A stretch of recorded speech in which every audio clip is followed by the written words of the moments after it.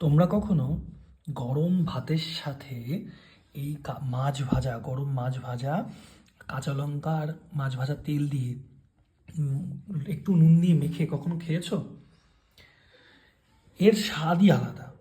বাঙালিরা অন্তত জানে যে এই মাছের তেল দিয়ে গরম ভাত আর একটু কাঁচা লঙ্কা আর একটু লবণ, আহ কি স্বাদ সেটা বলে বোঝানোর মতন নয়। তো আজকে আমি এই সমস্ত জিনিসগুলো আমি একাই রান্না করেছি। এটা কচুরমুখী আলু দিয়ে মাছ দিয়ে ঝোল, একটু ধনেপাতা উপরে দিয়ে দিয়েছি। আর এটা একটু ঝোল ঝোল রেখেছি কারণ কচুরমুখির তরকারি তাড়াতাড়ি শুকিয়ে যায়।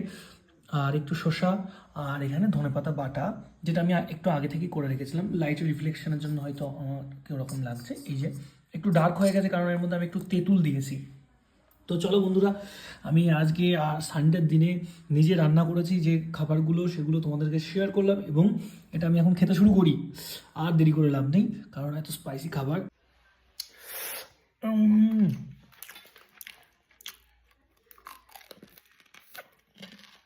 জাস্ট অসম, জাস্ট অসম।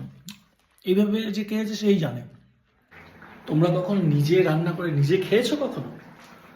আমি খাই, আমি নিজে রান্না করে নিজে খাই। এখন আমার বউয়ের অনুপস্থিতিতে আমি নিজেই রান্না করছি। কী কী রান্না করছি দেখাচ্ছি। আজ রান্না করছি আমি কচুরমুখী দিয়ে টমেটো আলু মাছ দিয়ে ঝোল। আর এটা একটা ধনেপাতা বাটা, পাশাপাশি এখানে ভাত হচ্ছে। আর আমি একটু স্যালাড বানাচ্ছি।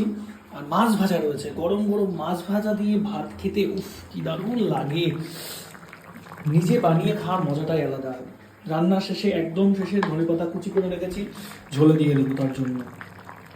তোমরাও যদি এরকম খেতে চাও, নিজে নিজে ট্রাই করো, বিভিন্ন রকম নিজেরা নিজের রেসিপি বানিয়ে খাও। আমি শুধু সেটাই তোমাদেরকে সাজেস্ট করব। দেখো, এই আমার কিচেন। আমি যতটা পারি আমি নিজের মতন করে পরিষ্কার করে রাখার চেষ্টা করি। ছোট্ট একটা সংসার,